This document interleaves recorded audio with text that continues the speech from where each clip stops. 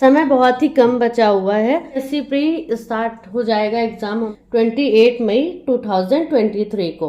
तो उसी के रिगार्डिंग मैंने ये दिशा पब्लिकेशन की बुक ऑर्डर करी है। ये मैंने ऑनलाइन मंगवाई थी।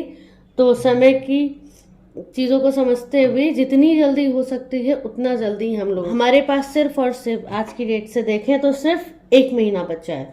तो 1 महीने में इसको हमें कंप्लीट करना है। ये 27 ईयर्स के जितने भी अभी तक यूपीएससी के एग्ज़ाम हो चुके हैं वो सारे इसमें इंक्लूडेड है। इसमें टॉपिक वाइज सॉल्व पेपर दिया गया है। पेपर 1 और 2 मतलब पेपर 1 का मतलब होता है जीएस, जीएस का सारा रहेगा इसमें। और सी सैट मतलब जिसमें मैथ, रीजनिंग, डीआई मतलब डेटा इंटरप्रिटेशन, ये सारी चीज़ें रहेंगी। और मेंटल एबिलिटी रहेगा।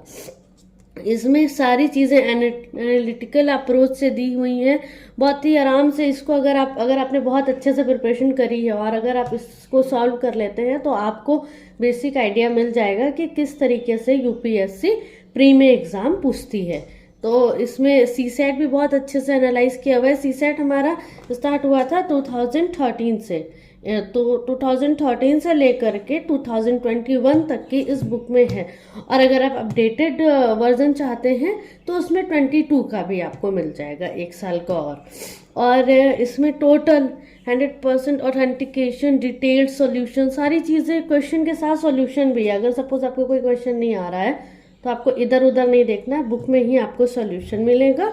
और इसमें टोटल 4620 प्लस क्वेश्चन इसमें हैं आपके पास, जिनको 52 टॉपिक्स में डिवाइड किया गया है। कट ऑफ लास्ट ईयर की जो भी है, प्री की, मेंस की, वो सारी चीज़ें इस बुक में बहुत अच्छे से बताई गई हैं। वो भी इसमें बहुत अच्छे से समझाया गया है कि किस तरीके से आपको आंसर राइटिंग करना है, उसका क्या अप्रोच होता है।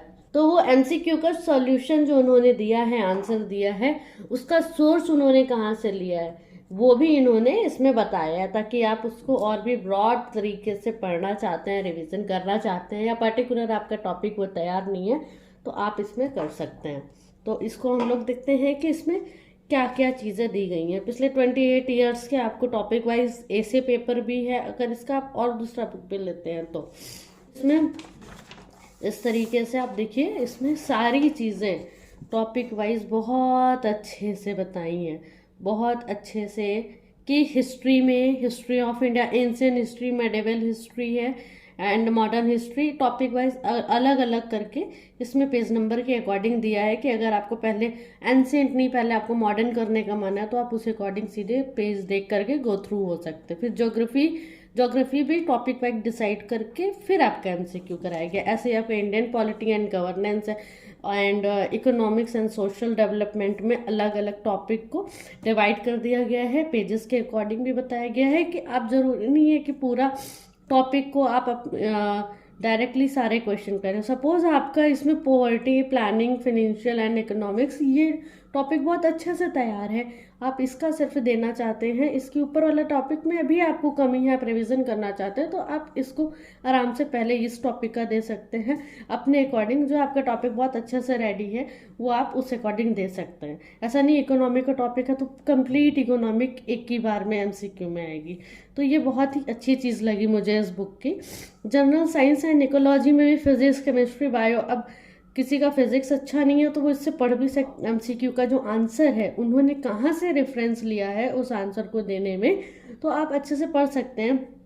कि अगर आपने कोई बुक अभी तक नहीं फॉलो करी है ये पर्टिकुलर टॉपिक के लिए, कोई भी टॉपिक के लिए, तो आप एक बार उससे भी देख सकते हैं। ये सिर्फ ये स्ट्रैटेजी है कि चांसेस है कि अगर आप लास्ट मोमेंट पे कुछ एक्स्ट्रा पढ़ना चाहें तो पढ़ के आप कर सकते। अब नेक्स्ट हम इसमें देखते हैं, इसमें आप जो आपका सी सैट वाला पार्ट है, mental ability and management ability, तो इसमें एक एक टॉपिक अच्छे से डिवाइड करके समझाया गया। अर्थमेटिक अलग है, उसका पेज नंबर बता दिया गया।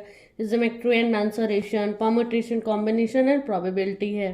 Time and distance and time work. Suppose कि इनमें से आपका कोई 3-4 टॉपिक है जो बहुत अच्छे से तैयार है, जो आप किसी बुक से पढ़ रहे हो और इससे direct MCQ topic wise solve करना चाहते हो, तो डायरेक्टली यूपीएससी लेवल का एमसीक्यू आपका तैयार हो जाएगा। और जनरली जो ईपीएफओ का एग्ज़ाम है उसमें भी इसी लेवल का ही आता है, उसका पेपर में भी। तो इससे इस बुक से आपका एक साथ दो काम हो जाएगा, आपका यूपीएससी भी, ईपीएफओ भी, और अगर आपने इससे पढ़ लिया तो एसएससी के भी बहुत सारे टॉपिक आपके कवर हो जाएंगे। And data interpretation, general compression, English language and interpersonal skill, communication and decision making, ये सब टॉपिक वाइज डिवाइड है।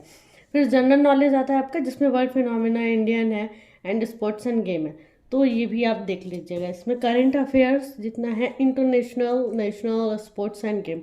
तो इसके लिए आपको अलग से यूट्यूब सीरीज़ नहीं देखनी है किसी की, कोई अलग से कुछ नहीं लेना है, एक ही बुक में ये सारी चीज़ें हैं। ये कोई पेड प्रमोशन वीडियो नहीं है, ये बुक मुझे बहुत अच्छी लगी, इसलिए मैंने सोचा कि आप लोगों के साथ भी इस बुक का रिव्यू शेयर करते हैं, तो शायद मेरे एक वीडियो से किसी की हेल्प हो सकती है। एंड आईएएस मेंस, हाँ, इससे आपको एक गाइडेंस मिल सकता है आईएएस मेंस का, ऐसे टॉपिक वाइज 28 ईयर्स पास्ट के क्या से क्या लिखना। तो हम इसको थोड़ा सा देखते हैं इधर किसमें क्या क्या। ये बुक मृणाल सर की है, मृणाल सर ये है, तो मेनली इन्हीं का ही ज़्यादा इसमें योगदान है इस बुक में, और भी इसमें बहुत से अच्छे टीचर्स का योगदान है। तो यूपीएससी स्ट्रेटजी, अगर आपकी खुद की स्ट्रेटजी है तो वेल एंड गुड, क्योंकि जनरली यूपीएससी में आपकी खुद की ही स्ट्रेटजी होनी चाहिए। नहीं है तो आप एक बार इस पेज को पढ़ लेंगे तो आप समझ जाएंगे कि इसकी क्या अप्रोच है और कैसे इसको पढ़ना चाहिए। फिर ये प्लानर एंड स्ट्रेटजी है। शुरुआत में ये प्लानिंग भी बताते हैं कि कैसे करना है, क्या करना है, बट अगर आप एक बहुत ही अच्छे एस्पिरेंट है, बहुत अच्छे से पढ़ रहे हैं, तो आई डोंट थिंक सो कि आपको इन चीज़ों में ज़्यादा टाइम वेस्ट करना चाहिए। होता है एंशिएंट हिस्ट्री। एंशिएंट हिस्ट्री में टॉपिक वाइज बहुत अच्छे से डिसाइडेड है। The world Hinduism refers to मतलब बिल्कुल बेसिक से लेकर के एडवांस लेवल तक का क्वेश्चन आया है, और इसमें प्रॉपर बताया भी है कब का क्या क्वेश्चन है। आप देख सकते हैं इसमें अच्छे से डिस्क्राइब किया है। तो अगर आप ये कर लोगे तो यूपीएससी के अकॉर्डिंग तो आप अच्छा खासा तैयार कर लोगे। साथ में ही अगर आपने ईपीएफओ का भी फॉर्म भरा है, जिसका 2 जुलाई को एग्ज़ाम है, उसका भी आपका प्रिपरेशन हो जाएगा। अगर आपने एसएससी सीजीएल का भी भरा है एग्ज़ाम, तो उसकी भी प्रिपरेशन हो जाएगी। और पीसीएस का एग्ज़ाम है, उसमें भी जीएस आता है, तो उसका भी प्रिपरेशन आपका हो जाएगा। तो ये एक बुक सफिशिएंट है सारे एग्ज़ामों के लिए। अगर आप इस लेवल को क्रैक कर लिए, इट मीन्स कि आपने सब कर लिया, मेनली जीएस पार्ट में। तो इस तरीके से ये सारा है, इस सारी चीज़ें हैं इसमें। तो अगर ये ज्योग्राफी का पार्ट है हमारा, ये पंचायती राज एंड पब्लिक पॉलिसी है, तो एक एक टॉपिक वाइज बहुत अच्छे से इसमें सारी चीज़ों को डिस्क्राइब किया गया है। ये केमिस्ट्री का पार्ट है, केमिस्ट्री बेसिक से लेकर के लास्ट क्लास तक एडवांस लेवल एमसीक्यू के थ्रू है, और पीछे इसका सॉल्यूशन दिया हुआ है। ये सारा ऐसे सारे टॉपिक का सॉल्यूशन दिया है, और रेफरेंस इन्होंने कहाँ से लिया है, कहाँ से ये बता रहे हैं, इन्होंने ये रेफरेंस भी दिया है कि ये इस जगह से गूगल से उठाया है, पीआईबी से उठाया है, एनसीईआरटी से उठाया है, कौन सी बुक से उठाया है, प्रॉपर ये बायोलॉजी का टॉपिक है। इस तरीके से करके इन्होंने सारा टॉपिक इसमें कवर किया। अब मैं आपको दिखाने जा रही हूँ जो पीछे इसमें ऐसे वाला पार्ट है इनका, जो मेंस के लिए इन्होंने दिया। ये कुछ इंपॉर्टेंट टॉपिक हैं, अगर ये भी आप कर लोगे तो ये आपके मार्क्स को और इन्हेंस करेगा। तो ये टॉपिक हो गया, और उसके बाद लास्ट में हमारा मेंस वाला जो topic wise GS paper topic wise के अकॉर्डिंग इसमें दिया गया है।